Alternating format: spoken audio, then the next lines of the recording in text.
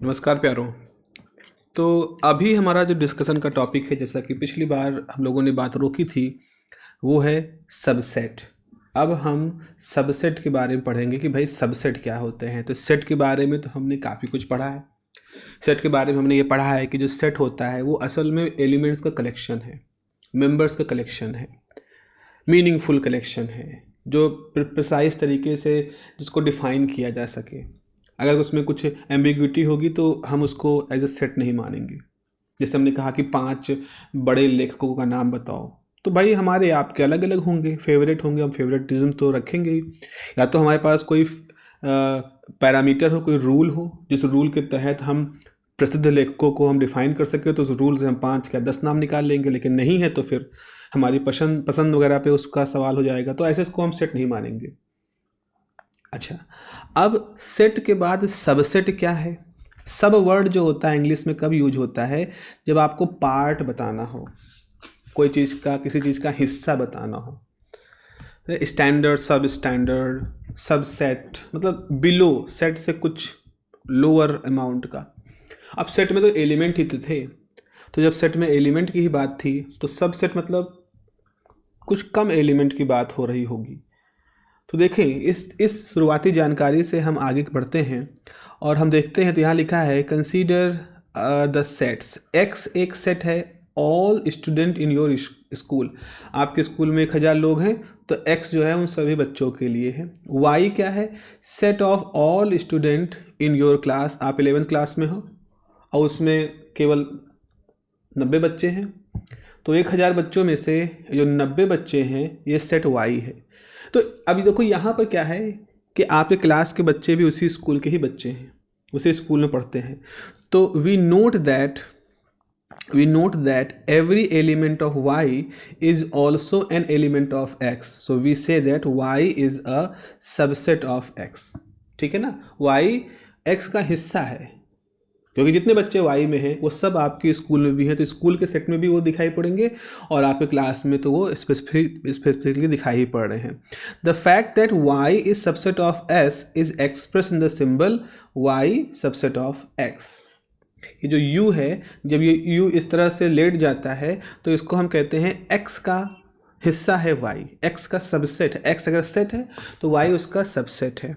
तो जो सिंबल है इट इज सबसेट। अभी लिखा है the symbol this stands for is a subset of और इज कंटेन्ड इन। दोनों तरह से इसको हम कह सकते हैं, यानी वाई एक्स के अंदर समाहित है, वाई एक्स के अंदर कंटेन्ड है, या वाई एक्स का सबसेट है। तो डेफिनेशन देखो बच्चों, यहाँ पे क्या निकल के आएगी, डेफिनेशन निकल के आएगी a set A is said to be subset of B if every element of A is also an element of B। यहाँ पर इस पूरी परिभाषा में सबसे जरूरी क्या बात है, if every element set B if every element of A is also an element of B। तो A सबसेट है B का, मतलब B कोई बड़ी चीज़ होगी, A छोटी चीज़ होगी। तो A सबसेट है B का अगर A के अंदर जितने एलिमेंट हैं वो B के अंदर होने चाहिए, लेकिन उल्टा सही नहीं है, उल्टा सही नहीं है। देखो हम लोग अब बात करेंगे इसका मतलब क्या है। In other words A is subset of B whenever A मतलब कोई small a belong to A and A belong to B। It is often convenient to use the symbol implies, which means implies. Using this symbol, we can write the definition of subset as follows. A is subset of B if A belong to A implies A belong to B। अब जरा समझें इस बात को, एक example के through समझते हैं हम इस बात को और देखें कैसे समझेंगे हम। Just a minute. जैसे मान लो हमारे पास कैसे कहें, हमारे पास एक सेट है ए। ए के अंदर कौन कौन से एलिमेंट है, 1 2 3 4। ठीक है। एक सेट है बी, 1 2 3 4 5 6। आप देखो, अब आप यहाँ पे देख सकते हो कि सेट के अंदर जस्ट अ मिनट, सेट ए में 1 है, 2 है, 3 है, 4 है। सेट बी में 1 है, 3 है, 4 है, साथ ही साथ 5 और 6 हैं। 5 और 6 को हम थोड़ा अलग कर दे रहे हैं क्योंकि ये बी में है, ए में नहीं है। इसका मतलब है बी के अंदर ये जो 4 नंबर हैं ये किसके हैं? ए के हैं। तो इस तरह से आप कह सकते हो कि इस सेट के अंदर, इसके अंदर ये पूरा जो है, ये पूरा और कुछ नहीं, ए ही है। बी के अपने कुछ एलिमेंट है जो ए में नहीं है, तो इसका मतलब है ए जो है वो सबसेट है बी का, ये तो निश्चित तौर पर है। लेकिन उल्टा नहीं कह सकते कि बी सबसेट होगा ए, वो कब होगा वो लोग बात कर सकते हैं। तो आपने देखा कोई एलिमेंट जैसे 1 है, 1 ए में बिलोंग कर रहा है तो बी में तो होगा ही होगा। 1 अगर 2 है, ए में बिलोंग कर रहा है तो बी में होगा ही होगा। 3 में बिलोंग कर रहा है तो होगा ही होगा। 4 ए का है तो बी में होगा ही होगा। लेकिन ए में और एलिमेंट नहीं है जबकि बी में कुछ और एलिमेंट बचे रह गए हैं, इसीलिए बी एक बड़ा एक सेट है, ए उसका एक छोटा सा हिस्सा है। यही मतलब है सबसेट का, सब लेसर पार्ट। तो अगर आप इस बात को अप्रिशिएट कर रहे हैं तो आगे बढ़ते हैं। We read the above statement as, इस स्टेटमेंट को कैसे पढ़ेंगे? A is subset of B if small a is an element of capital A implies that A is also element of B। तो अगर एक सबसेट A सबसेट है तो A में अगर 1 है, ये सीधे तौर पे बता रहा है कि B के अंदर भी 1 होगा because A is the subset of B। अगर इस सेट A के अंदर 100 है तो निश्चित रूप से वो B के अंदर भी 100 होगा because A is subset of B। ठीक है। अच्छा, अब लिखेंगे if A is not subset of B, तो हम इसमें क्रॉस का निशान लगा देंगे। We may note that for A to B subset of B all that is needed is that every element of A is in B. तो A को B का सबसेट होने के लिए किस शर्त को पूरा करने पड़ेगा? ए को बी का सबसेट होने के लिए शर्त पूरा करना पड़ेगा कि ए के अंदर वो सारे एलिमेंट होने चाहिए, ए के अंदर जितने एलिमेंट हैं वो बी में होने ही होने चाहिए। अब ऐसा भी हो सकता है, जैसे थोड़ी देर के लिए सोचें, थोड़ी देर के लिए अगर आप सोचें कि जो हमारा सेट बी था ये ऐसे ही होता, हमारे सेट बी के अंदर यही 4 एलिमेंट होते, तो ए के जितने एलिमेंट है वो बी के अंदर है और बी के जितने एलिमेंट है वो ए के अंदर, तो बराबर हो गए। तो यहाँ पे लिखा है it is possible that every element of B may और मे नॉट बी इन ए। मतलब बी में इस बात की संभावना है कि बी में कुछ ऐसे एलिमेंट हों जो ए में नहीं हो। तो ए एक छोटा स्ट्रक्चर है और बी जो है वो बड़ा स्ट्रक्चर है। If it is so happen then every element of B is also in A then we shall say B is subset of A. तो अगर बी के सारे एलिमेंट ए में हैं तो हम कहेंगे कि बी ए का सबसेट है, ए बी का सबसेट है। In this case A and B are the same set so that we can write A is subset of B and B is subset of A। implies that this implies that मतलब ये implies double headed arrow है, तो double headed arrow implies में जब double headed arrow लग जाता है तो इसको हम एक कंडीशन कहते हैं, if and only if condition या IFF condition, to way implication. Implies मतलब ये भी इम्प्लाई कर रहा है, ये भी इम्प्लाई कर रहा है, इम्प्लाई मतलब ये भी ऑब्वियस सी बात है, ये भी ऑब्वियस सी बात है, ये मतलब होता है इसका। तो अगर आप कह रहे हो 2 सेट बराबर हैं तो हम कहेंगे ये ए बी का सबसेट है और बी ए का सबसेट है। तो बच्चों इस चीज़ को अंडरलाइन आप कर लो, इस चीज़ को नोट कर लो खास तौर पर कि ए और बी 2 सेम सबसेट है, equal subset, sorry equal set है। इनको लिखने का तरीका एक होता है कि ए सबसेट है बी का और बी सबसेट है ए का, ये भी लिखा जा सकता है। ये तरीका होता है लिखने का 2 सेम सेट को। तो यहाँ पर आपने लिखा है where double headed is a symbol of two way implication that is usually read as if and only if, briefly written as if, IFF if, इसको हम लोग लिखते हैं। ओके, आगे बढ़ते हैं। आगे बढ़ते हुए हम देखते हैं कि it follows from the above definition that every set A is subset of itself. हाँ भाई, ए खुद का सबसेट होता है, खुद का ही, मतलब क्योंकि जितने, अगर आपने ऐसे लिखा है, आपने सपोज ऐसे लिखा है कि हमारे पास ए है, ए के अंदर 1 2 3 है, तो फिर आप ए को 1 2 3 लिख ही सकते हैं। तो जो जितना कुछ ए में है वो ए के अंदर ही है, ऑब्वियस सी बात है। सबसेट के टर्म में लिखना चाहो, so that is a subset of A. Since the empty set has no element we agree to say that empty set is subset of every set. We now consider some example. देखो भाई, हमने क्या define किया, empty set होता है उसके अंदर कुछ नहीं होता, आप जीरो नहीं लिख सकते इसके अंदर कुछ नहीं है, nothing, you can't right anything.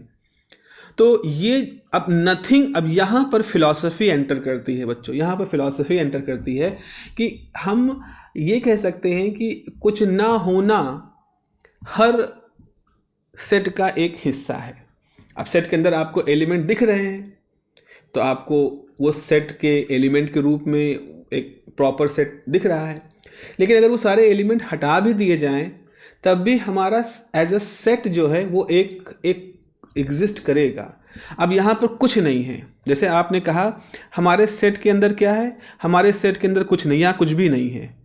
और जब हम किसी सेट में से सब कुछ जैसे ए बी सी है, अगर सब कुछ यहाँ से निकाल लेंगे तो भी हमारा एक ऐसा सेट बचेगा जो कुछ नहीं से बना होगा। तो नथिंगनेस मतलब कुछ ना होना भी, कुछ ना होने को भी कंटेन करता हुआ एक सेट है, एम्प्टी सेट। अब आपको अगर इस बात में थोड़े से अचंभा सा लग रहा हो या अटपटा लग रहा हो कि कहना क्या चाह रहे हैं, तो ये समझ लो ये कॉन्टूर ने जब ये सब डिफाइन कर रहे थे और काफ़ी लंबे समय तक इस पर बहस रही कि क्या हम एम्प्टी सेट को एक सेट माने।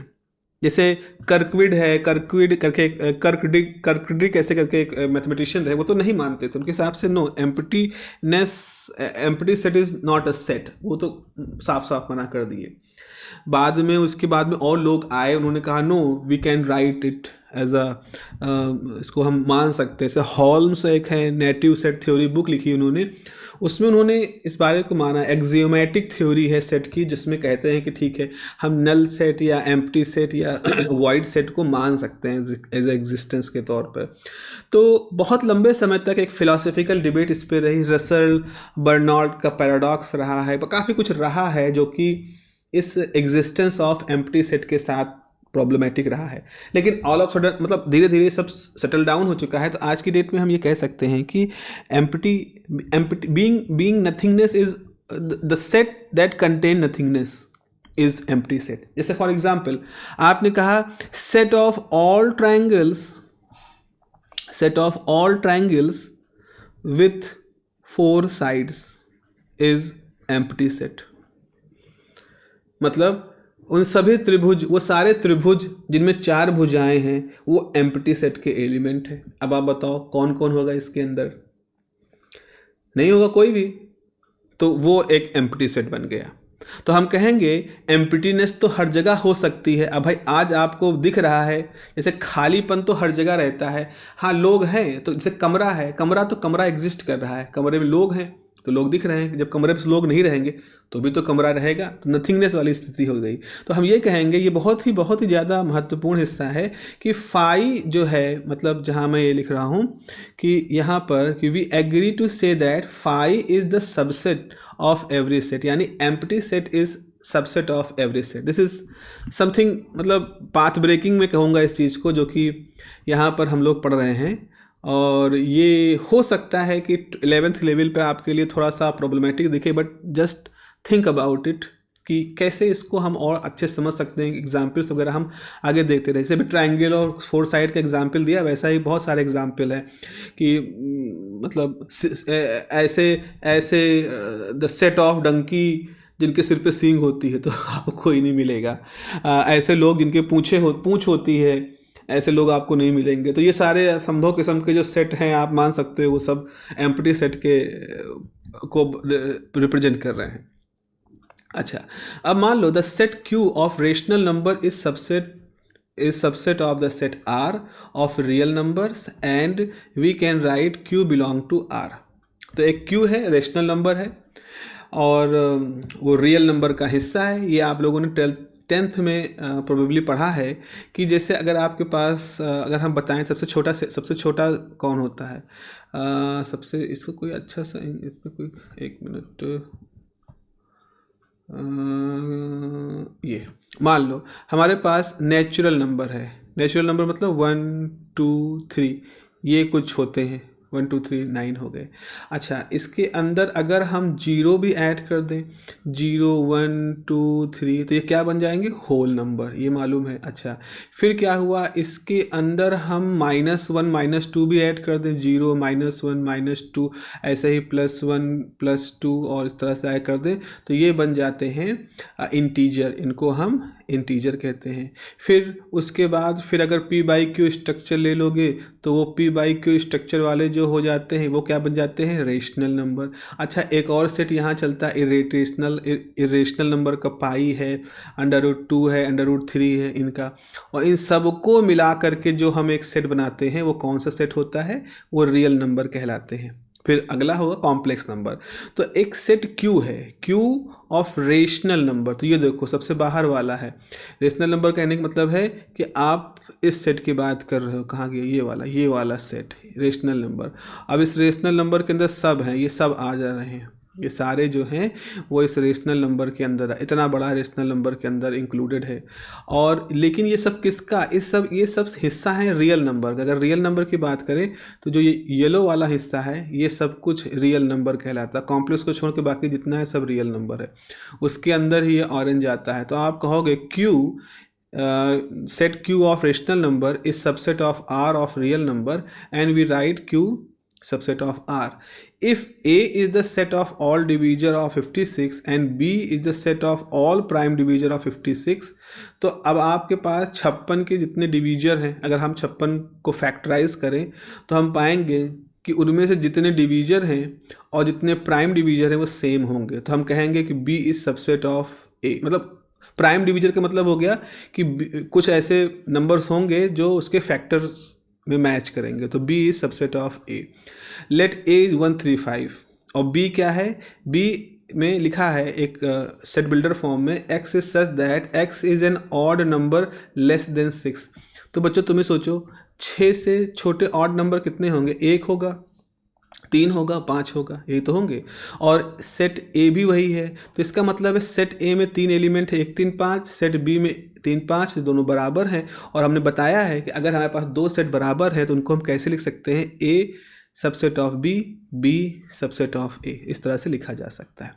देखें एग्जाम्पल नंबर 4 क्या है कि मान लो कैपिटल ए सेट है, वॉवेल्स का AEIOU, बी जो है वो है ABCD। अब अगर आप देखें तो ए कॉमन है, ठीक है, उसके अलावा और कुछ कॉमन नहीं है। अब ए के अंदर भी ऐसे एलिमेंट हैं जो एक्स्ट्रा हैं, बी के अंदर भी ऐसे एलिमेंट हैं जो एक्स्ट्रा हैं।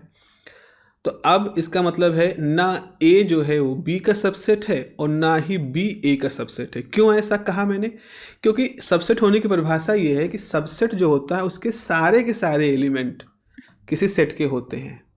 तो अगर ऐसा होता कि बी के अंदर ए होता, ई होता, आई होता, ओ होता, यू होता, बी है, सी है, डी है, तो हम कहते ए के सारे एलिमेंट तो यहाँ हैं, बी में कुछ एक्स्ट्रा है। अगर ऐसा होता तो आप कहते ए इज सबसेट ऑफ बी, पर ऐसा नहीं है।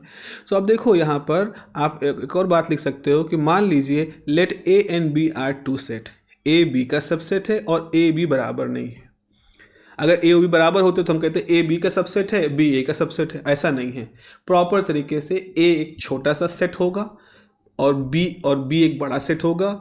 ए के अंदर जितने भी एलिमेंट होंगे वो बी के अंदर होंगे, लेकिन बी के अंदर ऐसे एलिमेंट जरूर होंगे जो ए से ज़्यादा हैं। तो इसीलिए ए एक पूरी तरह से बी का सबसेट है। जब ये बिल्कुल इसमें कोई डिफ़िकल्टी नहीं होती, बिल्कुल मामला साफ होता है, तो हम कहते हैं कि भाई ए जो है हमारा, A is the proper subset of B. मतलब बिल्कुल कानूनी रूप से बिल्कुल किसी तरह के डिबेट्स की कोई गुंजाइश नहीं है, ऐसा हमारा सबसेट है ए बी का।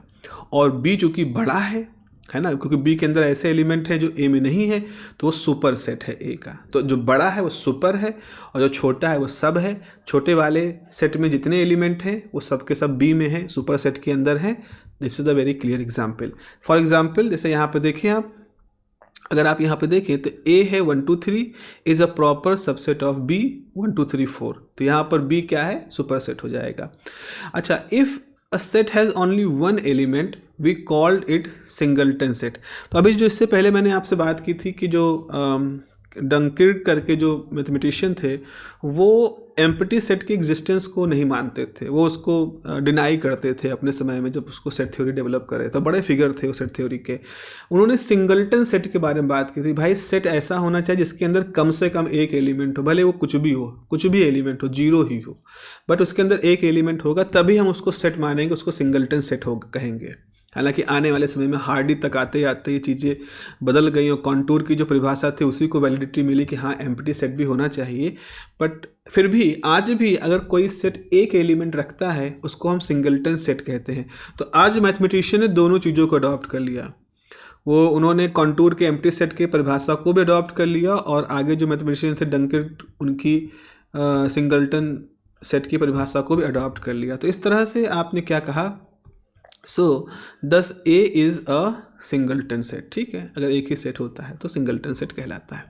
एग्जाम्पल नंबर 9 देखिए। कंसीडर करिए एक सेट के बारे में, कंसीडर करिए एक सेट के बारे में। तो हमारे पास कोई सेट है तो उसके अंदर एम्प्टी सेट तो हमेशा होगा, एम्प्टीनेस इज ऑलवेज देयर। सो ठीक है, ए है जिसमें 1 3 है, बी है जिसमें 1 5 9 है, सी है जिसमें 1 3 5 7 9 है। अच्छा ठीक है, तो इतना तो आपको मालूम है कि अब इसमें सिंबल इंट्रोड्यूस करने हैं। ये जो क्वेश्चन है इसमें लिखा इंसर्ट द सिंबल सबसेट और not subset between each of the following pair of set. हाँ ठीक है, एम्प्टी सेट तो सभी सेट का एक सबसेट होता है, बिकॉज एम्प्टीनेस इज एवरीवेयर। खालीपन तो हम सबके अंदर होता है। ये बिल्कुल फिलोसफिकली वैसा हो गया ना कि जैसे कि आप सुनते हैं कि बड़े बड़े अरबपति, करोड़पति, लखपति, मतलब बहुत बड़े बड़े सक्सेसफुल लोग होते हैं, दे स्टिल फील कि वाई दे आर एग्जिस्टिंग, क्यों वो हैं।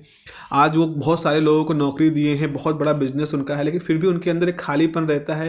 उनके सामने सवाल होते हैं कि आखिर वो दुनिया में आए क्यों, what is the grand purpose of a person. किसी भी इंसान का सबसे बड़ा लक्ष्य क्या हो सकता है? सिर्फ पैसा कमाना या नाम कमाना या शोहरत कमाना ही नहीं होता है, और भी कोई बड़ा लक्ष्य होता होगा।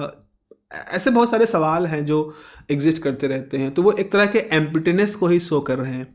एक दूसरा आदमी है जो उस मकाम पर पहुंचने के लिए प्रयासरत है, और एक व्यक्ति है जो उस मकाम पे है, वहाँ से वो बौखलाया घूम रहा है। तो फिलॉसफिकली इसको हम बहुत सारे तरीक़ों से इसको डील करते हैं, और चाहे वो हिप्पी फिलॉसफी हो, चाहे वो इंडियन फिलॉसफी हो, चाहे वेस्टर्न फिलॉसफी हो, ऐसे फिलॉसफीज़ में इस तरह के पर्पस वाले सवालों के कुछ आंसर अलग अलग तरीके से दिए गए। बौद्ध साहित्य में अलग है, जैन साहित्य में अलग है, हिंदू साहित्य, सनातन साहित्य में अलग है, क्रिश्चियनिटी में अलग है, अलग अलग धर्मों में इसको अलग अलग तरह से आंसर किया गया है।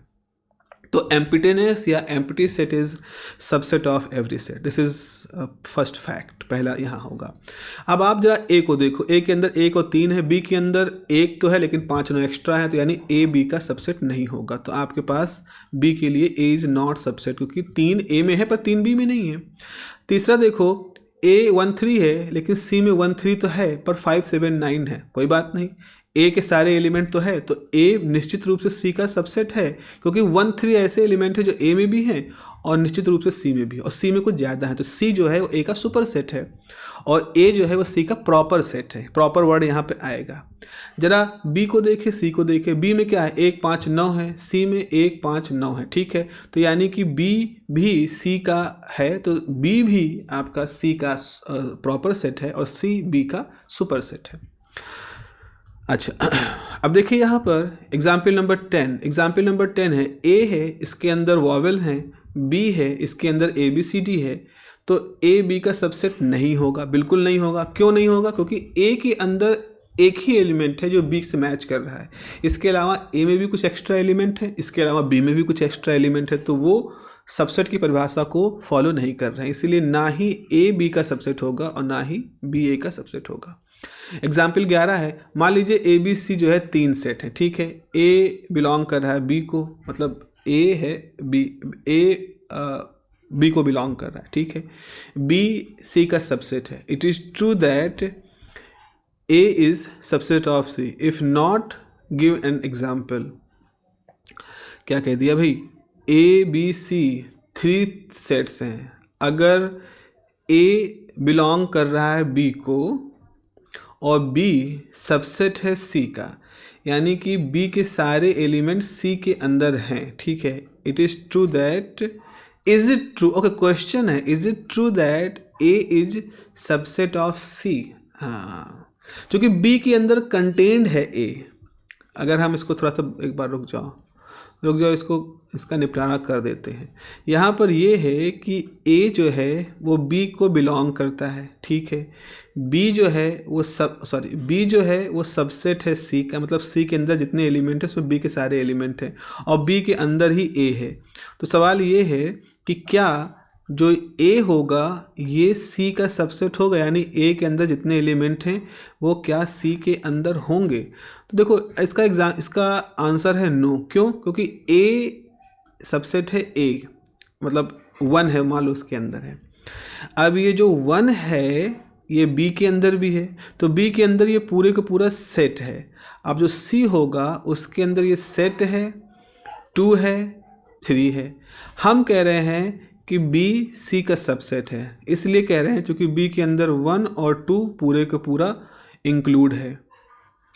अच्छा, बी का पूरा इंक्लूड है और एक 3 है, तो ए बिलोंग कर रहा है बी का, ए 1 है तो बी है, बट ए बिकॉज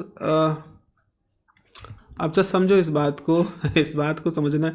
ये बिल्कुल वैसा है कि सेट अब मतलब ये ऐसा है कि ए के अंदर 1 है तो आपने इसको लिख दिया, तो यानी ए के अंदर क्या है, ए के अंदर एक एलिमेंट है जिसका नाम है 1, ठीक है।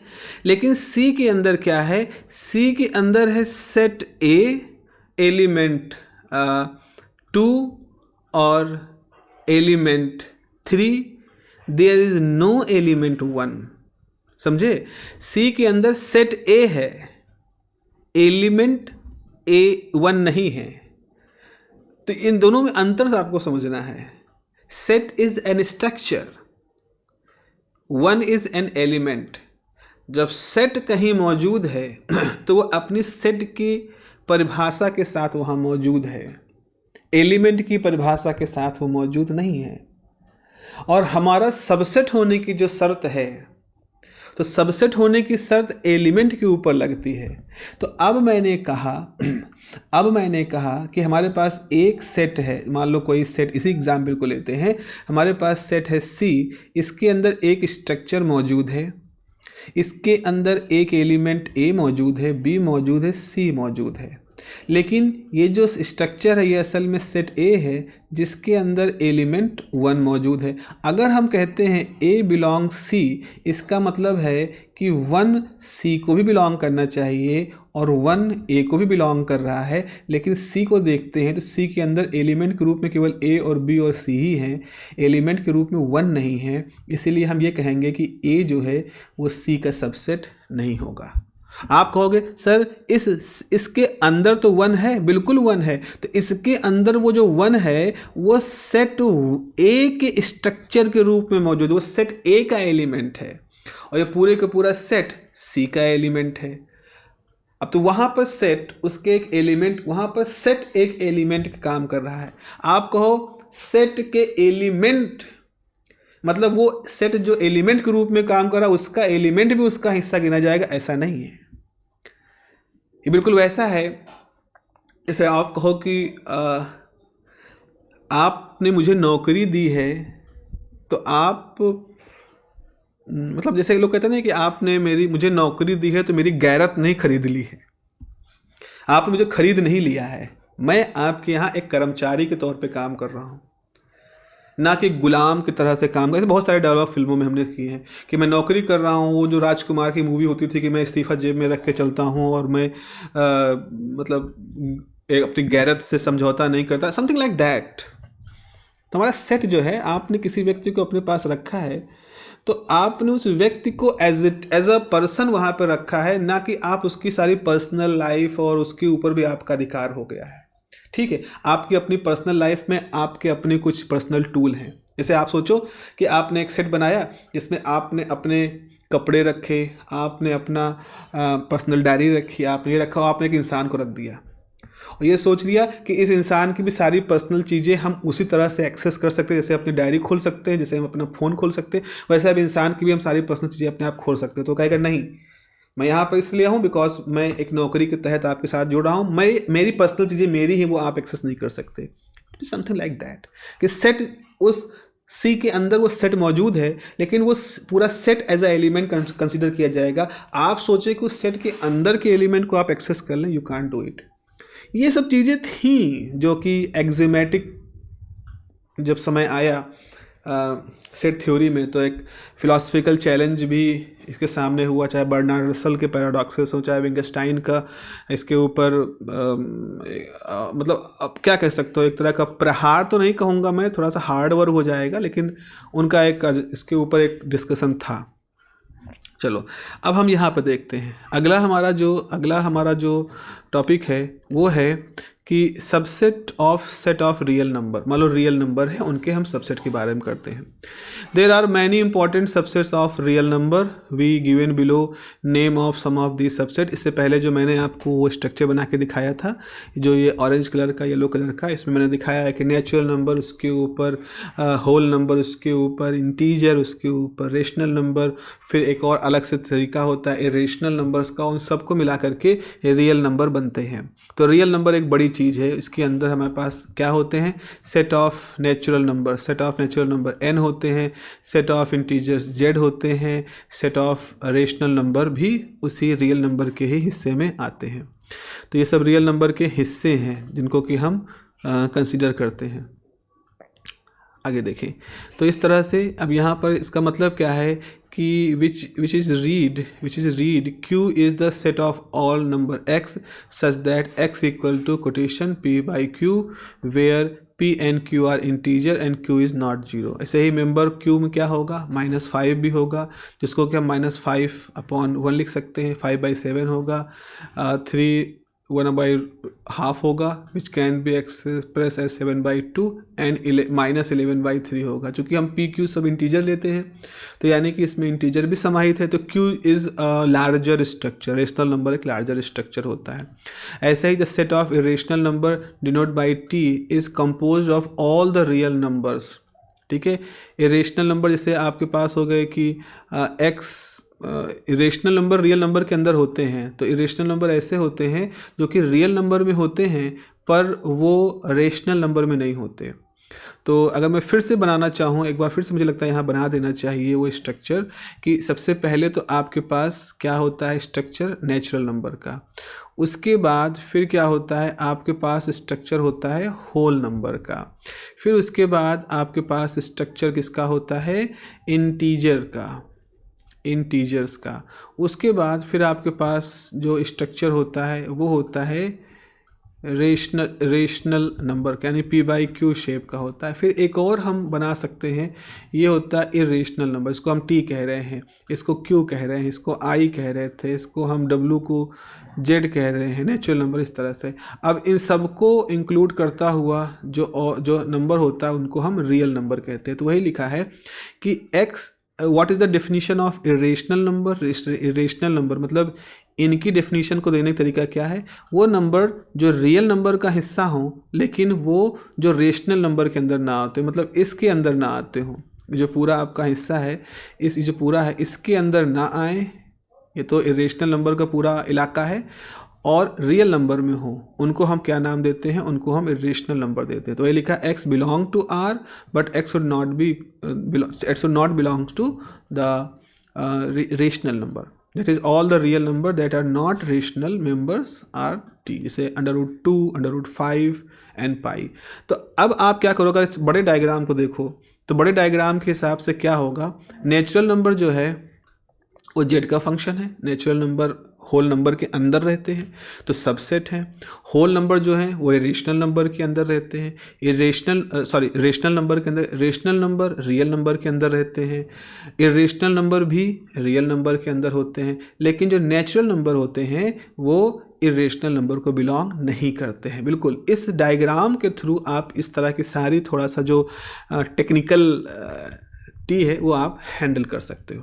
अब हम एक चीज़ और कंसिडर करने वाले हैं कि जब हमारे पास बहुत सारे नंबर लेने हैं कि भाई हमें 5 से लेके -5 से +5 तक लेना है या इस तरह का, तो कई बार क्या होता है कि हम बाउंड्री छोड़ देते हैं और कई बार ऐसा होता है कि हम बाउंड्री भी इंक्लूड कर लेते हैं। ये बिल्कुल वैसा है जैसे कुछ फल होते हैं जो छिलके के साथ खाए जाते हैं, छिलका भी खा लिया जाता है। जैसे आपका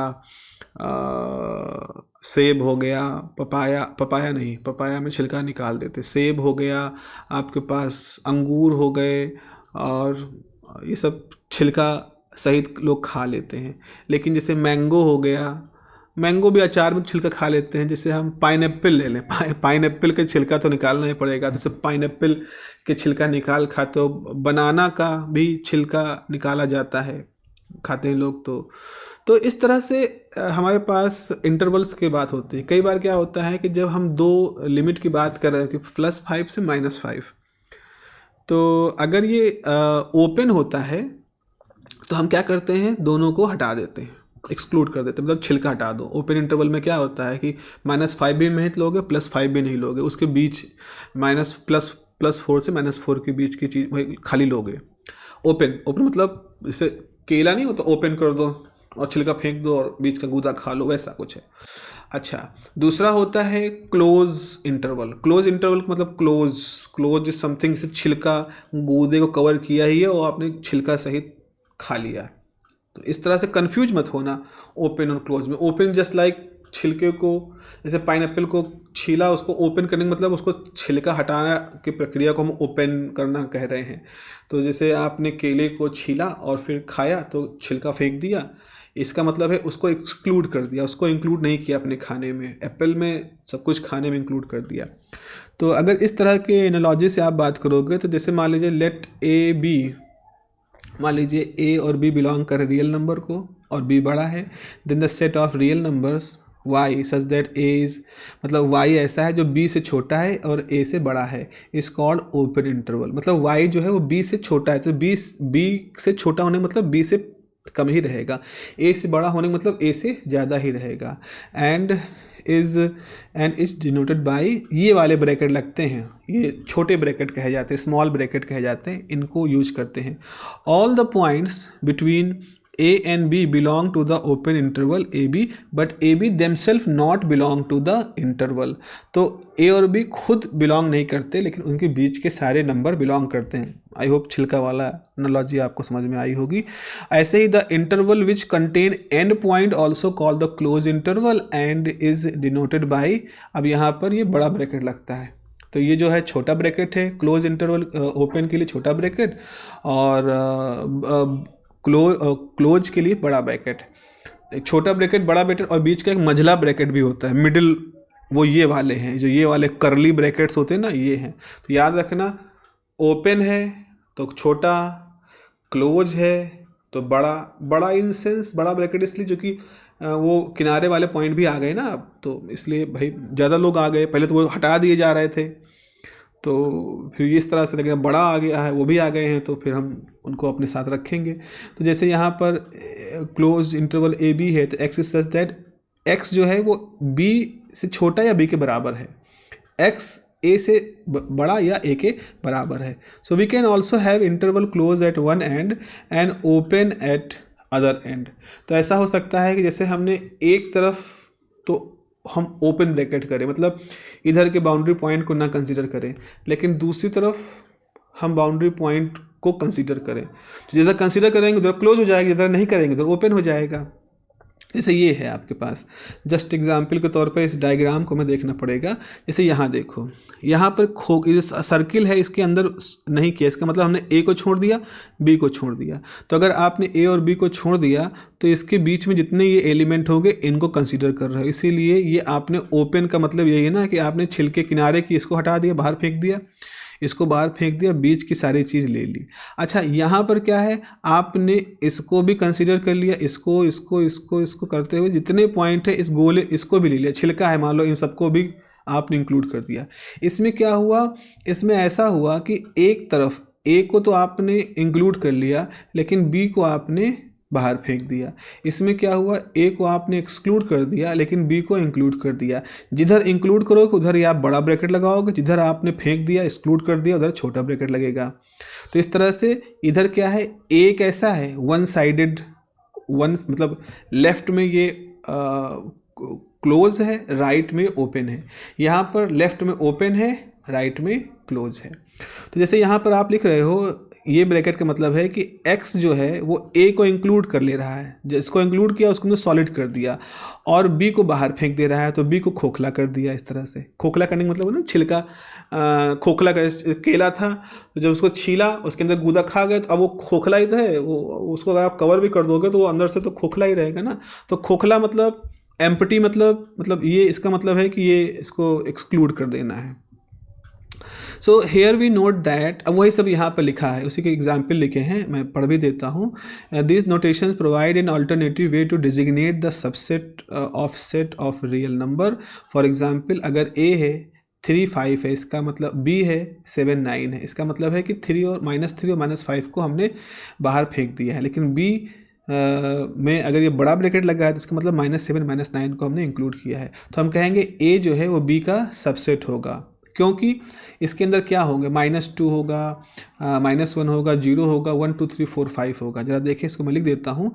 ए में क्या क्या होगा, ए के अंदर होंगे, अगर हम इसको ए कहें तो इसके अंदर कौन कौन से एलिमेंट होंगे, इसके अंदर एलिमेंट होंगे -2 -1 0 1 2 3 4, ठीक है ना। चूँकि छोटा ब्रैकेट है, ओपन इंटरवल, मतलब 5 को बाहर फेंक दो, 3 को बाहर फेंक दो। बी को जरा देखें तो बी के अंदर कौन कौन है, बी के अंदर है -7 -8 -6 -5 -4 -3 -2 -1 0, फिर 1 2 3 4 5 6 7 8 9, इतने सारे होंगे, है ना। -7 ये, तो इसमें क्या हो रहा है कि ये वाला तो पूरा यहाँ मौजूद है, देखो -2 1 0 1 2 4 इतना तो मौजूद है। तो इसका मतलब है कि जो A है वो B के अंदर पूरे का पूरा मौजूद है। तो A B का प्रॉपर सबसेट है और B सुपर सेट है, B सुपर सेट है। अब से सेट है 0 से इन्फिनिटी, मतलब 0 के बाद 1 2 3 4 लेते चले जाओ, ये है। Defines the set of non negative real numbers, while the set -infinity, मतलब माइनस से चलते आ रहा, फिर -इन्फिनिटी -1, इस तरह करते करते 100 -99 -1 फिर 0 आए। तो ये है आपका define the set of negative real numbers. अब ये सेट है -infinity to +infinity, is describe the set of real number in the relation of the line extending from -infinity to +infinity. अब इधर दूर तक, फिर इधर दूर तक, लाइन जो है ना उस पर ये दूर तक -इन्फिनिटी, ये दूर तक +इन्फिनिटी, इस तरह का आप कुछ कह रहे हो। हालांकि इन्फिनिटी का जो मसला है ये भी मैथमेटिक्स में बड़ा विवादित है, why we use word infinity, और इस पर भी कॉन्टूर काफ़ी बहस रहा है दुनिया से। लेकिन फिर खैर वो आप और आगे पढ़ोगे तब आप इसको समझोगे, मतलब यहाँ तो नहीं पढ़ोगे, आगे जब आप बीटेक करोगे, अगर आईआईटी में आप बीटेक करने जाओगे या इंजीनियरिंग करोगे, तो वहाँ पर जब आप कंप्यूटर साइंस लोगे तो बेसिकली कंप्यूटर साइंस इंजीनियरिंग जो होती है वो मैथमेटिक्स ही है, मोस्टली मैथमेटिक्स ही है। So on real number line, various type of interval describe above set are as shown in the figure. इसके बारे में तो बात कर ही चुके हैं।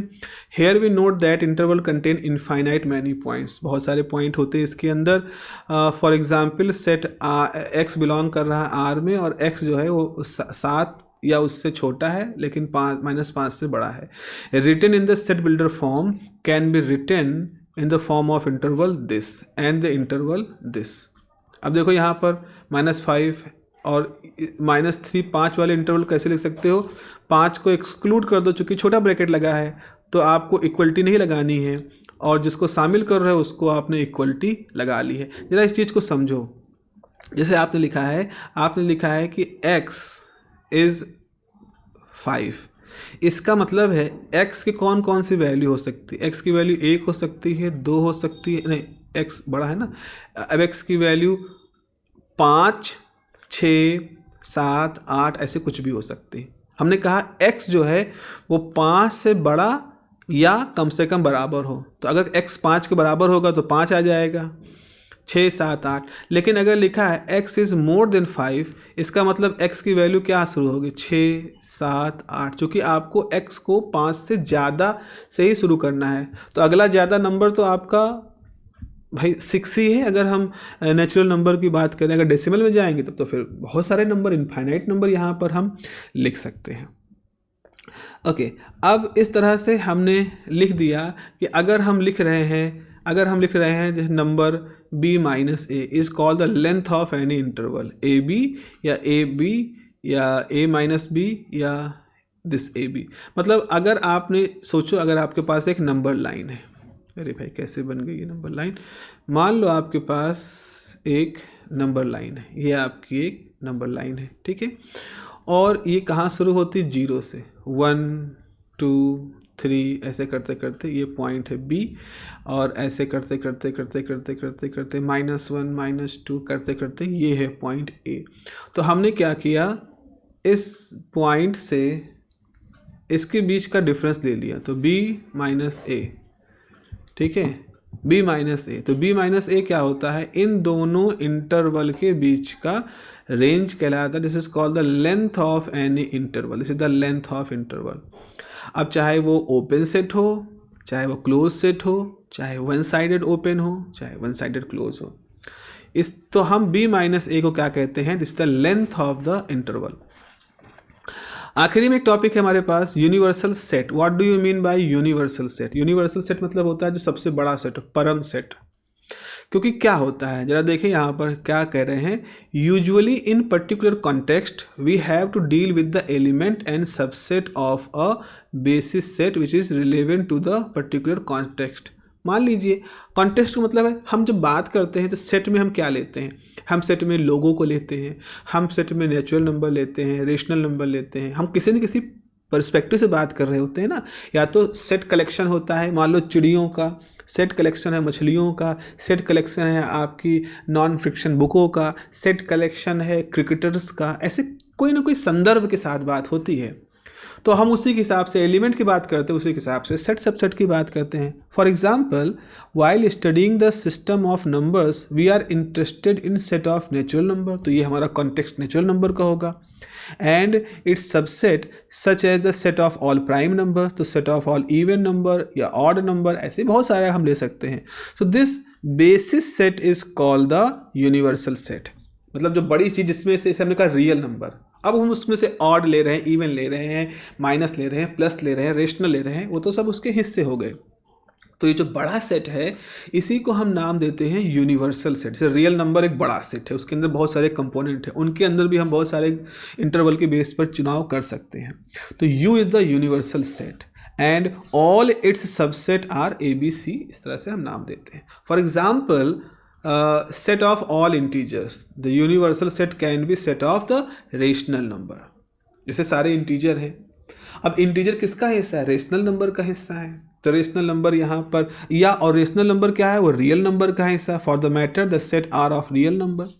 For another example, in human population studies the universal set consist of all people in the world. हमने कहा कि हम इंटरेस्टेड हैं उन लोगों के सेट में जो लोग इक्वेटर से 1 किलोमीटर ऊपर और 1 किलोमीटर नीचे रहते हैं। इक्वेटर लाइन है, हमने उसमें से चुनाव कर लिया, अपने सेट की शर्त लगाई कि इक्वेटर की जो लाइन है उससे 1 किलोमीटर चले जाओ पूरे ग्लोब पर, जितने लोग मिले उनको, और उससे 1 किलोमीटर नीचे चले जाओ, जितने लोग मिले उनको तुम एक सेट में डाल दो। तो अब ये जो लोग होंगे ये पूरी दुनिया के ही तो एक लोग हैं, यानी अगर हम पूरी दुनिया के सारे लोग गिनेंगे तो उसमें इक्वेटर के ऊपर नीचे वाले लोग भी आ जाएंगे। तो इसका मतलब है कि जो हमने सेट माना है ये इस पूरी दुनिया के सभी लोगों को सेट जो बनाया जाएगा उसका एक हिस्सा है। So the people of the world, people in the world is the universal set. Okay, universal set, और आप उसमें से किसी हिस्से की स्टडी कर रहे हैं। तो जैसा कि नाम है यूनिवर्सल सेट, मतलब यूनिवर्स सबसे बड़ा ब्रह्मांड, जैसे ब्रह्मांड का हिस्सा हमारी अर्थ है। ब्रह्मांड में हमारे अर्थ जैसे, हमारे सोलर सिस्टम जैसे और भी सिस्टम्स हो सकते हैं, हमारे स्टार्स जैसे और भी स्टार्स हो सकते हैं। But we are interested in the earth, and earth के अंदर एक किसी कंटिनेंट, और कंटिनेंट के अंदर किसी कंट्री, कंट्री के अंदर किसी स्टेट, स्टेट के अंदर किसी पर्टिकुलर लोकेशन में हम इंटरेस्ट हो सकते हैं, बट हम हैं एक बड़े यूनिवर्सल सेट का हिस्सा। तो इस तरह से हम यूनिवर्सल सेट को यहाँ पर डिफाइन करते हैं। तो चले फिर एक्सरसाइज 1.3 से पहले की सारी थ्योरी हमने कंप्लीट कर दी है। अब हम आगे इसकी थ्योरी पढ़ेंगे अगले सेक्शन में, एंड जब ये फिनिश हो जाएगा then we will start the exercises. Okay, have a nice day, take care.